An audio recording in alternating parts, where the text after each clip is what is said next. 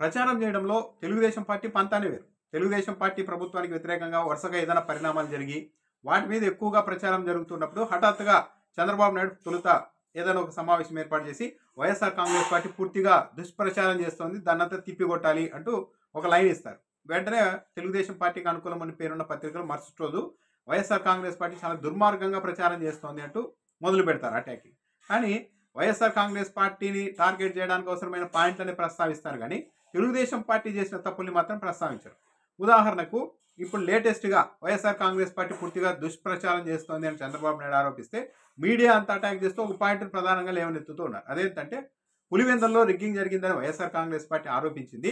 అంబటి రాంబాబు ఏకంగా ఒక వీడియోను కూడా ట్విట్టర్‌లో పోస్ట్ చేశారు.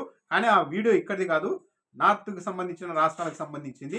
దీన్ని బట్టే వైఎస్ఆర్ కాంగ్రెస్ పార్టీ ఎలాంటి ప్రచారం చేస్తుందో మనం అర్థం చేసుకోవచ్చని ముఖ్యమంత్రి నుంచి మీడియా వరకు ప్రతి ఒక్కరు ఆరోపణ చేస్తూ ఉన్నారు. ఇక్కడ గమనించాల్సింది ఏంటి అంటే, అంబటి రాంబాబు పోస్ట్ చేసిన వీడియో అయితే ఏపీది కాదు, పులివెందులది కాదు. అందులో నిజమే, అనుమానం ఏం లేదు. కానీ ఇదే వైఎస్ఆర్ కాంగ్రెస్ పార్టీ స్వయంగా జిల్లా కలెక్టర్ రిగ్గింగ్ చేస్తున్న, దొంగ ఓట్లు వేస్తున్న వాళ్ళతో ఉన్న ఫోటో కూడా బయటకు వచ్చింది. దానికి మాత్రం సమాధానం చెప్పారు.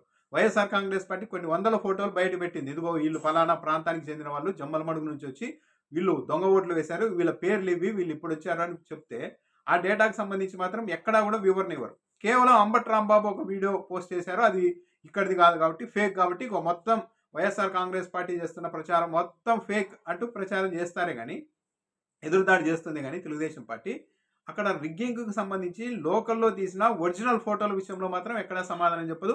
అసలు ఆ విషయాన్నే ప్రస్తావించదు.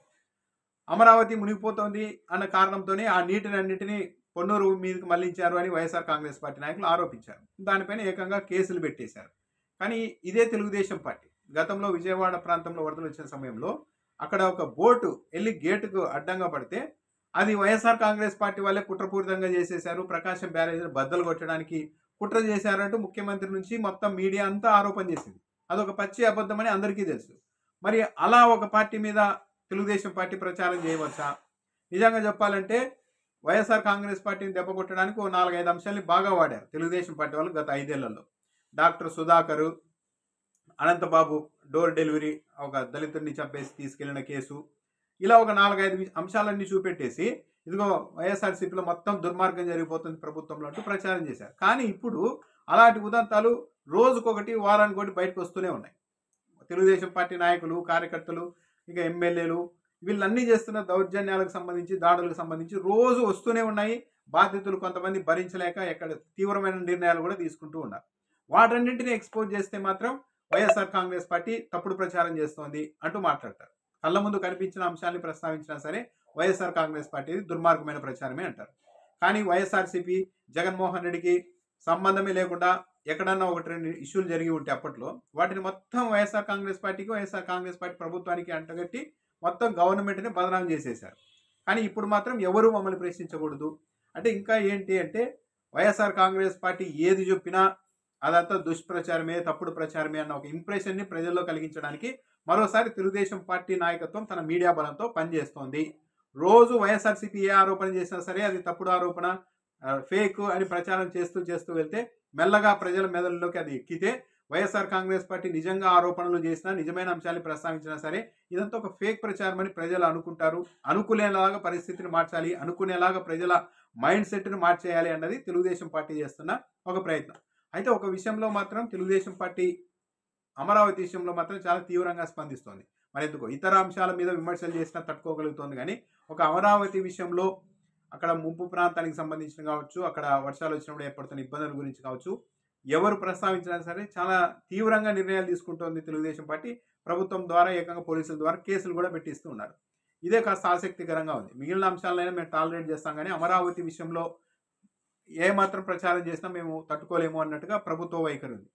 బహుశా తెలుగుదేశం పార్టీకి సంబంధించిన వాళ్ళంతా అక్కడ పెద్ద ఎత్తున ఇన్వెస్ట్మెంట్లు చేశారు అన్న ఒక వాతావరణం ఉంది.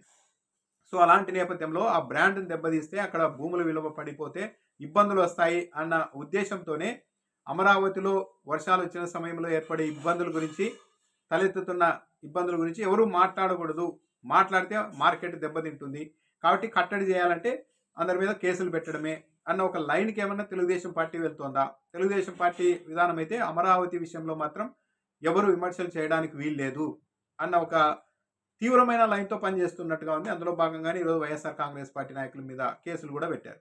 సో, మొత్తం మీద ఏంటంటే వైఎస్ఆర్ కాంగ్రెస్ పార్టీ నిజంగా కళ్ళ ముందు జరుగుతున్న అంశాల్ని ప్రస్తావించినా, అలాంటి అంశాలు వరుసగా తెర మీదకొచ్చినప్పుడు వెంటనే ఇలా దుష్ప్రచారం చేస్తున్నారంటూ ఒక ఎదురుదాడి చేయడం ద్వారా మొత్తం పరిస్థితి తీవ్రతను తగ్గించేయాలి.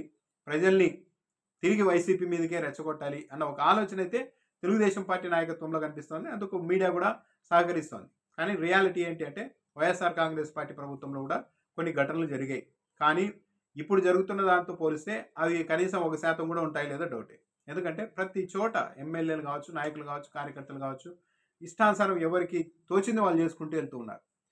వేల సంఖ్యలో బెల్ట్ షాపులు పెట్టేశారు. ఇసుక ఫ్రీ అన్నారు కానీ ప్రజలకు ఫ్రీగా లేదు, దొరకడం లేదు. అవన్నీ నాయకుల చేతుల్లోకి వెళ్ళిపోయాయని చెప్తున్నారు. రకరకాలుగా మొత్తం పరిపాలన, అడ్మినిస్ట్రేషన్ అన్నది వ్యవస్థల ఆధీనంలో లేదు.